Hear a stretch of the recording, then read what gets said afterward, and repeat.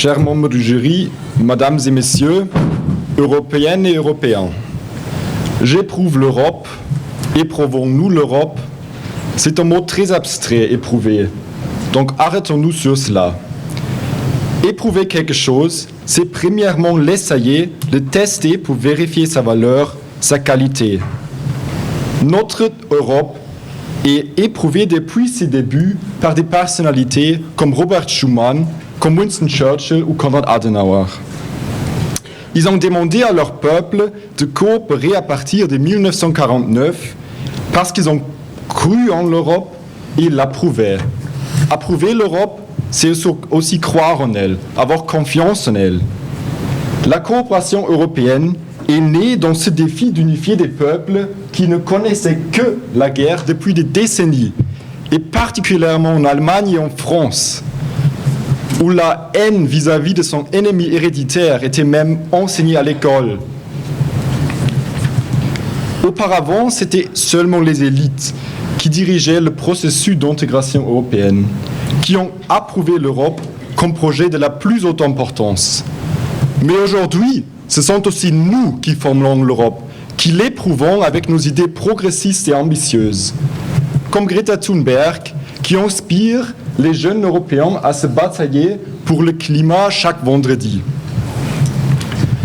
Le sujet d'aujourd'hui, ça me fait penser à nos fictions préférées, où le héros est mis à l'épreuve par son mentor. Je pense à Luke Skywalker et Obi-Wan Kenobi, à Frodo Beutlin et Gandalf, ou encore à Harry Potter et Dumbledore. Dumbledore a dès le début cru en Harry, et pourtant, il le met à l'épreuve dans chaque livre de nouveau. Un petit garçon devient le sorcier le plus puissant qui vient à bout de Voldemort à la fin. La parallèle avec l'Europe, c'est évident, non?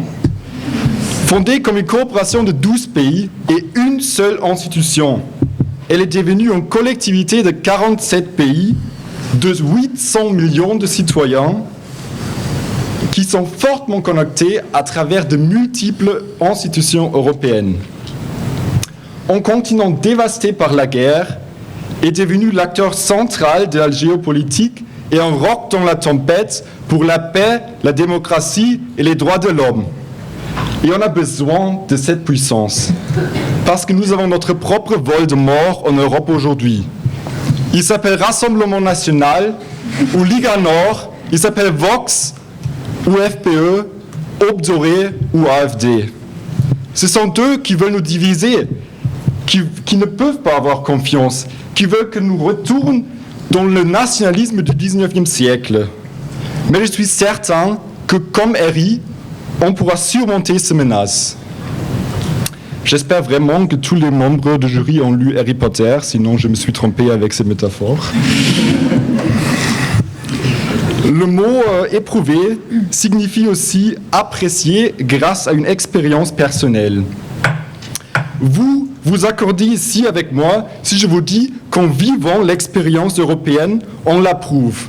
Que vous soyez étudiant Erasmus comme moi, que vous travaillez dans ce conseil ou que vous viviez juste l'expérience dans cette ville. Nous voyons tous les valeurs que l'Europe représente et ses accomplissements et nous l'approuvons. Pour finir, permettez-moi ce petit jeu de mots. Éprouver l'Europe, c'est l'approuver et c'est aussi la prouver. Toutes les épreuves qu'a connues l'Europe et qu'elle connaît aujourd'hui ont prouvé qu'elle en valait la peine.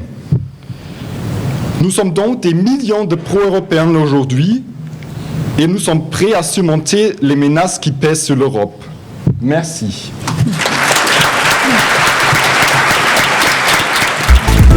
Alors, vous avez parlé de la naissance de l'Europe au lendemain de la Seconde Guerre mondiale. Vous qui êtes jeune, vous personnellement, et vous dans cette salle, et qui vous exprimez sur ce sujet qu'est l'Europe, comment expliquez-vous, est-ce qu'il y a un facteur en fait générationnel au fait que l'Europe est éprouvée aujourd'hui? Est-ce que l'Europe post-Seconde Guerre mondiale, l'Europe de la paix, c'est encore quelque chose d'actualité? Est-ce que c'est comme ça que les jeunes la vivent au quotidien? Oui, totalement. Je connais toutes les histoires de mes grands-parents sur la guerre et c'est à mon avis très important de faire vivre cette expérience horrible parce qu'il faut se rappeler chaque jour. Donc, à mon avis, c'est très très important que c'est pas seulement une chose que les vieux peuvent rappeler, mais il faut que ce soit une chose que aussi les jeunes savent toujours qu'il fait le penser et qui motive les jeunes à travailler, à être forts pour l'Europe. Vous insistez effectivement sur l'Europe de la paix. Mais est-ce qu'on peut toujours parler de l'Europe de la paix lorsque l'Europe est incapable d'avoir une position commune au plan international? Et notamment lorsque, hier, au débat au Conseil de sécurité sur le plan américain sur la Palestine, l'Europe a été incapable d'avoir une position commune parce qu'un État a bloqué l'ensemble de la position européenne sur cette affaire. Donc au début, je voudrais bien rappeler que premièrement, c'est le fait que dans l'Europe, il n'y a pas de la guerre après cette formation européenne de 1949. Mais je suis d'accord avec vous. Et en Serbie. Ah oui. Donc, dans les pays qui sont intégrés dans cette Europe, c'est bien sûr que ça soit un développement qui se passe aujourd'hui aussi et dans le passé. Mais je suis d'accord avec vous que c'est une chose très triste qu'aujourd'hui l'Europe est incapable d'être un acteur qui a toujours une voix qui est la même voix. Et à mon avis, c'est une chose qui va se changer encore une fois. Je suis très optimiste que c'est juste un problème d'aujourd'hui, mais dans l'avenir, on va avoir beaucoup plus d'unité à mon avis. Alors, du coup, vous avez défendu éprouver l'Europe, c'est l'approuver. Je vais rebondir juste un petit instant sur le Parlement parce que vous avez mentionné des forces, des partis comme le Rassemblement national qui avaient pour but de diviser l'Europe. Donc vous qui expérimentez l'Europe en tant que citoyen, est-ce que vous, pour autant, vous avez approuvé les résultats des dernières élections du Parlement avec un franc succès de ce parti ?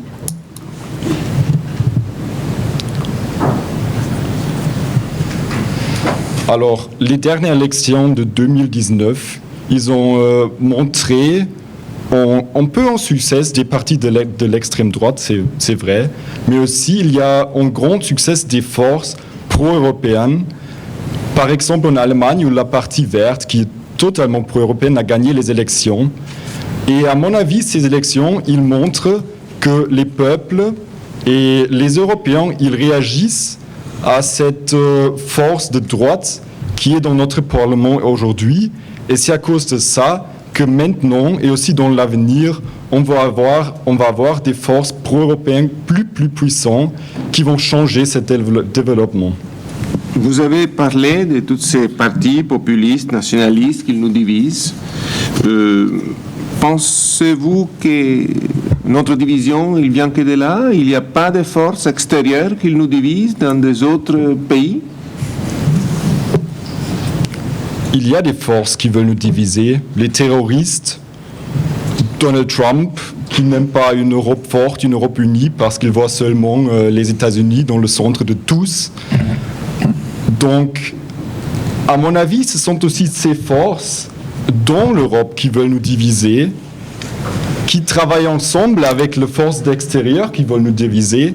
Ils ne sont pas des vrais Européens parce qu'ils veulent nous diviser comme les autres, comme les autoritaires et aussi les terroristes. À mon avis, c'est pas du tout... c'est horrible. Ça me fait triste. Quelle politique européenne commune désapprouvez-vous ? Désapprouvé. Oui, vous n'aimez pas. Je n'ai pas compris la question, désolé. Pardon. Parmi les politiques européennes communes qui sont prises, laquelle désapprouvez-vous le plus ? De laquelle ? je ne désapprouve pas des politiques communes européennes.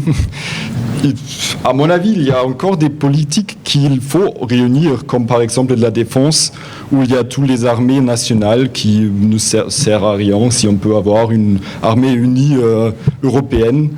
Donc, non, je ne vois pas des politiques européennes dont je désapprouve. Il me semble que vous n'avez pas parlé du Brexit. Est-ce que le Brexit, c'est pas justement l'illustration que éprouver l'Europe, ce n'est pas l'approuver? Donc ça, c'est une question difficile, oui. Oui. Donc c'est difficile avec la Grande-Bretagne. Elle n'était jamais vraiment intégrée fortement intégrée dans l'Europe dans les dernières 50-60 années, mais seulement dans l'Union européenne. Et elle sort de l'Union européenne, mais la Grande-Bretagne, elle reste dans le Conseil de l'Europe. Donc il y a de l'espoir, mais c'est une vraie épreuve pour l'Europe. Mais oui, on va surmonter cette épreuve aussi. Mais l'avenir, c'est une Europe unie encore. Et la Grande-Bretagne, elle va rester un partenaire, je suis certain.